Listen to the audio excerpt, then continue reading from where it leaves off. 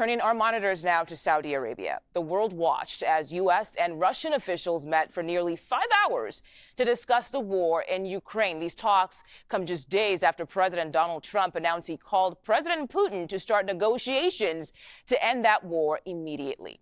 CBS News Chief White House correspondent Nancy Cordes joins us from West Palm Beach for more. Nancy, thank you for joining us again today. What stood out to you after this press conference with Marco Rubio?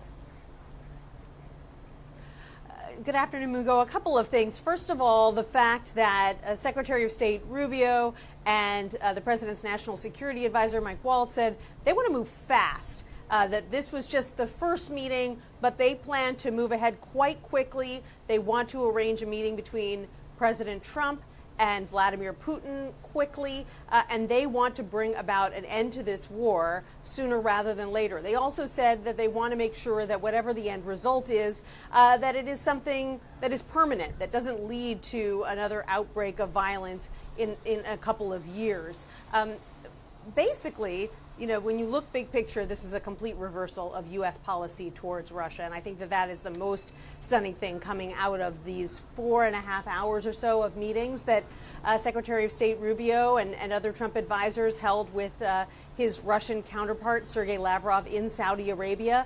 Basically, they came out of those meetings saying that rather than view each other as foes, the U.S. and Russia actually want to work closer with one another, diplomatically, economically, and they are looking forward to strengthening those bonds, which is something very different than what we've been hearing out of Washington officials for the last several years.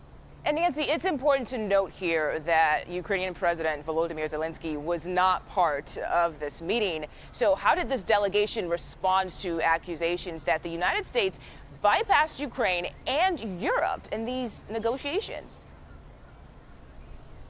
Well, what they said was that the negotiations, when they get down to the nitty-gritty, obviously will involve Ukraine, though that wasn't good enough for Volodymyr Zelensky, who has gone ahead and postponed a meeting that he was supposed to have in Saudi Arabia later this week. He wants a seat at the table from the very beginning. And as far as the Europeans are concerned, they said, yes, the Europeans will have to be involved at some point as well, because they've got big sanctions on Russia. And so when it comes time to negotiate the economics of this deal, Europe will have to be involved.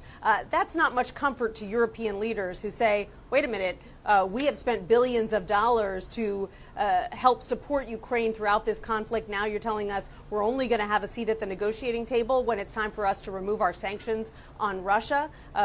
We want to be more intimately involved than that, particularly because any responsibility for safeguarding Ukraine, supporting Ukraine in the long term is most likely going to fall heavily on the Europeans. So a great deal of frustration being expressed with the way these talks are developing, but not that surprising given President Trump's views toward the war and the invasion, and the fact that he has always had much more of an affinity towards Putin and towards Russia than his predecessor, President Biden, did. Okay, Nancy Cordes, thank you so much for your insight and joining us again today on the stream. Appreciate it.